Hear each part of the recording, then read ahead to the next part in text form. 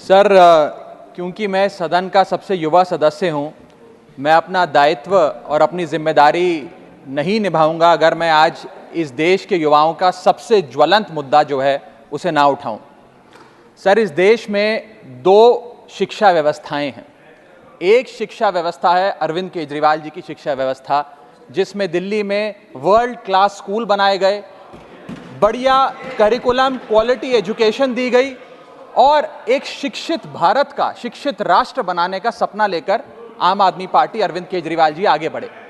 एक दूसरी शिक्षा व्यवस्था है सर, जिस शिक्षा व्यवस्था में परीक्षा शिक्षा माफिया जन्म लेता है, जिसके तहत आज लाखों बच्चों का भविष्य अंधकार की कागार पे खड़ा है।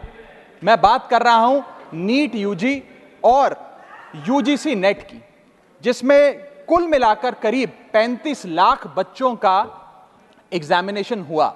हमने देखा, देश भर में देखा कि कैसे उस एग्जामिनेशन को पेपर लीक हुए, क्या उसमें माफियाओं का राज रहा और कैसे इन 35 लाख बच्चों का भविष्य आज अंधकार की कागार पे खड़ा हुआ है।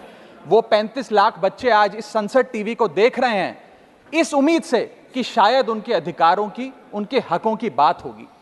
भारत देश एक बहुत युवा देश है। भारत की 65% आबादी 35 साल से कम आयु की है। मैं आपको बताना चाहूंगा कि इस दुनिया के सबसे युवा देशों में भारत आता है, जहां जापान की पॉपुलेशन की औसत उम्र 50 साल है, इटली की 48 साल है, जर्मनी की 46 साल है, यूनाइटेड किंगडम की 40 साल है, चीन की 40 साल है। जहां विकसित देश बूढ़े होते जा रहे हैं, भारत देश जवान हो रहा है। भारत की औसत उम्र आज मात्र 29 साल है। लेकिन हमने इस युवा भारत के लिए किया क्या? मैं आपको बताना चाहूंगा कि भारत में दुनिया की सेकेंड हाईएस्ट स्टूडेंट पॉपुलेशन है। अगर आप प्राइमरी, सेकेंडरी और हायर एजुकेशन को जोड़ लें तो कुल मिलाकर 31 करोड़ आबादी भारत देश की स्टूडेंट्स कहलाती है, यानी कि पढ़ाई लिखाई का काम करते हैं। लेकिन उन युवाओं के लिए हमने किया क्या? मैं बताना चाहता हूं कि इस व्यवस्था ने, सरकार ने उन लोगों के लिए क्या किया। 2 आईपीएल हैं सर इस देश में।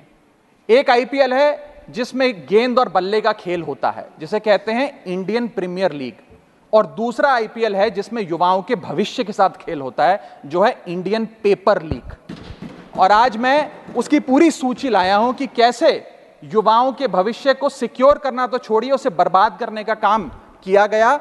और उस सूची में मैं नाम पढ़ के आपका ध्यान आकर्षित करना चाहूंगा कि क्या क्या हमने अपने देश के युवाओं को दिया है। पहला, व्यापम स्कैम। दूसरा, UGC NET paper leak.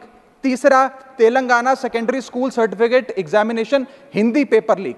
Assam HSC-LC general science paper leak. Uttar Pradesh Lekhpal recruitment exam paper leak. Rajasthan forest guard recruitment exam paper leak. Bihar public service commission exam paper leak.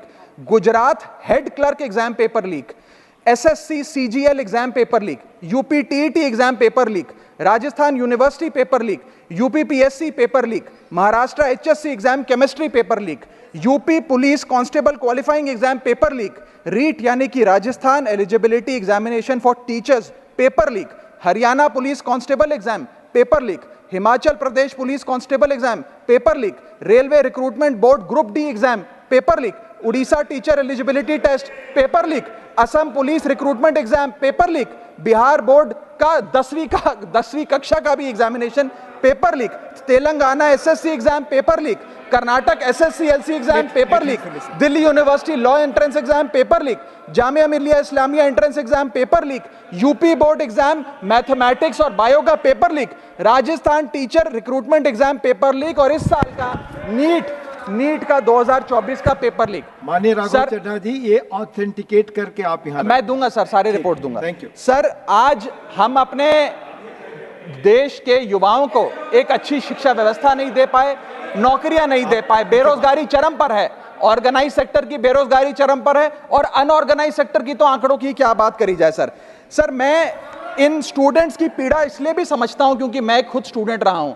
इस देश की सबसे one of the most competitive examination chartered accountancy को clear कर यहां पहुंचा हूं। Sir, मुझे पता है कि क्या पीड़ा होती है जब सालों की आपकी मेहनत पर पानी फिर जाए, क्योंकि एक एग्जामिनेशन, एक पेपर लीक हो जाता है। तब सिर्फ दिल नहीं टूटता, विद्यार्थी एक इंसान पूरा टूट जाता है, उसका मनोबल टूट जाता है। आज उस मनोबल को हमें सबको मिलकर एड्रेस करने की आवश्यकता है। और आज मैं उन युवाओं की ओर से नीट से संबंधित उन 35 लाख स्टूडेंट्स की ओर से सरकार से 5 सवाल पूछना चाहूंगा। और वो पूछने से पहले ये बताना चाहूंगा कि एनटीए, जो जिसे नेशनल टेस्टिंग एजेंसी का नाम देके जिसका गठन किया गया था कि वो युवाओं के भविष्य के लिए कुछ कारगर कदम उठाएगी, एक ट्रांसपेरेंसी से एग्जामिनेशन कराएगी, उस एनटीए का फुल फॉर्म आज नो ट्रस्ट एनीमोर हो गया है। कोई भी विद्यार्थी आज इस एनटीए पे विश्वास नहीं कर रहा। और मैं विद्यार्थियों की ओर से ये 5 सवाल सरकार से पूछना चाहूंगा, नीट से संबंधित सटीक सवाल। पहला सवाल, नीट का पेपर जिसमें मात्र 1-2 बहुत हुआ तो 3-4 स्टूडेंट्स की रैंक 1 आती है, जैसे कि 2023 में मात्र 2 लोगों की रैंक 1 आई, 22 में मात्र 4 लोगों की आई, 2021 में मात्र 3 लोगों की आई। जब इतने कम स्टूडेंट्स की रैंक 1 आती है, तो इस साल 2024 के नीट के पेपर में कैसे 67 बच्चों की रैंक 1 आ गई, जबकि फैकल्टी और टीचर्स ये मानते हैं कि बहुत मुश्किल पेपर था। सर मेरी पार्टी का समय बचा हुआ है सर, प्लीज मेरे को 2-3 मिनट दे दीजिए। नहीं सर, 4 मिनट 5 मिनट भी नहीं हुए सर, वक्त दे दीजिए please. Conclude with in a minute sir, 1 minute conclude, otherwise I will move. Sir वक्त ऐसे मत दीजिए कि भीख लगे सर, वक्त ऐसे मत दीजिए कि ठीक लगे, बाकी जो आपको ठीक लगे। सर मेरा दूसरा सवाल, कैसे मैथमेटिकली इम्पॉसिबल नंबर स्टूडेंट्स के आते हैं? इस एग्जाम में या तो 720 नंबर आएंगे जिसके सारे जवाब सही हैं, और अगर एक भी गलत हो गया तो आप 715 नंबरों पे आ जाएंगे। इस 715 और 720 के बीच में किसी के नंबर नहीं आ सकते, लेकिन इस बार ग्रेस मार्क्स देकर 717, 718, 719। और आखिरी सवाल, मेरा आखिरी सवाल, मैं समाप्त कर रहा हूं सर। इस बार जो इस नीट एग्जाम के नतीजे 14 जून को आने थे, उसको 10 दिन पहले कर दिया गया। हम देखते हैं कि नतीजों में देरी अक्सर होती है, लेकिन 10 दिन पहले चुनावों के शोर के नतीजों के शोर में 4 जून को नीट एग्जाम के नतीजे लाए गए। क्या मकसद था? क्या माननीय सांसद, धन्यवाद सभापति महोदय। मान्यवर सांसद जी ने जो ग्रुप डी एग्जाम रेलवे के बारे में कहा है, वो फैक्चुअली इन्होंने इनकरेक्ट कहा है, सदन को मिसलीड कर रहे हैं। मैं फैक्चुअल पोजीशन आपको बना देता हूं। Group D exam sir, group D exam 191 cities, 551 centre, 99 shift, 33 days, 15 languages में हुआ। 1 करोड़ 11 लाख एप्लीकेंट्स ने एग्जाम दिया, और बिना कोई कहीं पर एक भी सिंगल शिकायत के टोटल रेलवे ने 1.5 लाख लोगों को अपॉइंटमेंट दिया है। और ये कृपया अपना विड्रॉ करें अथवा एक्सपंज किया जाए। चेयर हैज ऑलरेडी डायरेक्टेड कि ऑथेंटिकेट करके देंगे, प्लीज आप ऑथेंटिकेट करके देंगे। You have raised, minister has replied, no I am it's not debate sir, no debate. You have raised the point, he has clarified it. No, आप writing में दे दीजिएगा। I have already told it, authenticate please. No, माननीय रामजी लाल सुमन जी, माननीय राम